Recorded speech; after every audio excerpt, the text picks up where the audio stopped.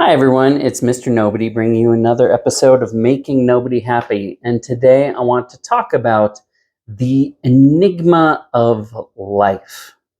And I don't mean life just as you and I experience it. I mean life, the generative process that we're all part of. So this is how I want to begin. I want to begin by saying children are the hand of the past reaching toward the future. The strange thing about our children is that they're clearly their own thing, their own life. But the more that you think about it, the more that you realize there's only one life, and all we do is hand it on. We don't create it. A child is a creation of something new, a new form within the world, but the life that gave rise to it never stops existing. The cells that came from the mother and the father are their own living cells, part of them, and they don't stop living. That life that was in me, my cells, my essence, part of me, it stayed alive. It's still alive. Those cells of mine just kept dividing and grew into something new and somewhat autonomous.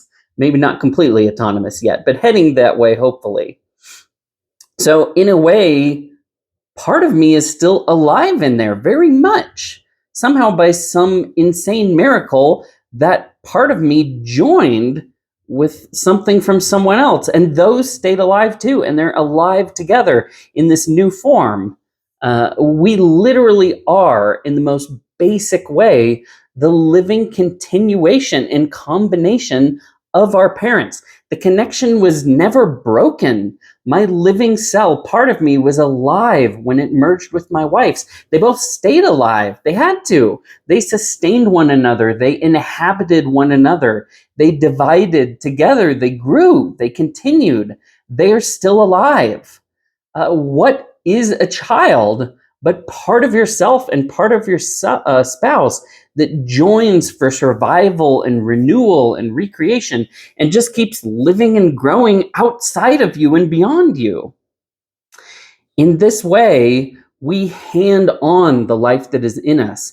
It exists as a kind of miracle. We don't create it from nothing, and it doesn't end with us. It doesn't begin with us. We don't come from nothing. We aren't just ourselves. We come from, and we literally are, everything that came before us. That same life is in us, unbroken, that has been handed down for centuries, surviving all this time, slightly different, renewed differently in every generation.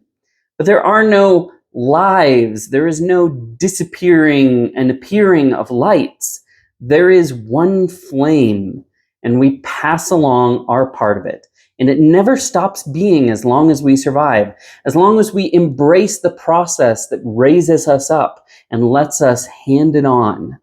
The fire takes new forms, new vessels, but the flame never goes out.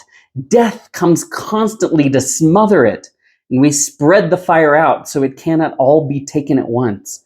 We find the strongest and most beautiful vessels, and we reproduce them to reproduce the best in the forms the fire can take. The shadow takes many, unwillingly, some willingly, some without knowing how they stood still and let it take them.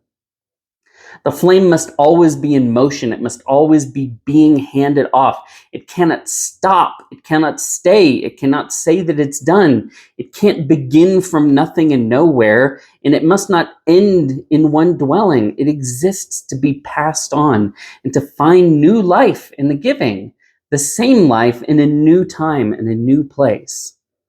I am alive in my children, not just metaphorically, literally, and my predecessors live in me, and they live also in my children. And I can see those bits of them alive in my children, the past reaching forward to the present, people who I thought were gone, parts of them still alive in front of me. It's not merely a resemblance, like something carved in imitation. Those people of the past, the life and the meaning and the structure that was theirs is still in existence. It was handed on. It stayed alive. It never died. It only changed vessels, and it transformed across the handing.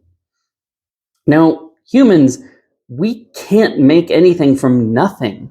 Life and being are given to us, and we choose how to hand that on. It is a sacred trust. We carry the life of the species within us, the inheritant, the very lives of all those who struggled and who came before us, who fought to give us this gift, and who handed it down faithfully. So it really is strange how perfectly accurate to the last detail that marriage metaphor of the two becoming one in sex and marriage is. Children are the literal fruit of such a joining. They're nothing more or less than these two becoming one in a continued united existence. They are a sign. They are the expression and the fruit of that. And on it goes. In each generation, that existence, that life, that flame, it's this quixotic enigma in a sea of enveloping shadows that seek to swallow it up, ever succeeding but somehow ever falling short, but still staying afloat. That's all for today. We'll see you next time.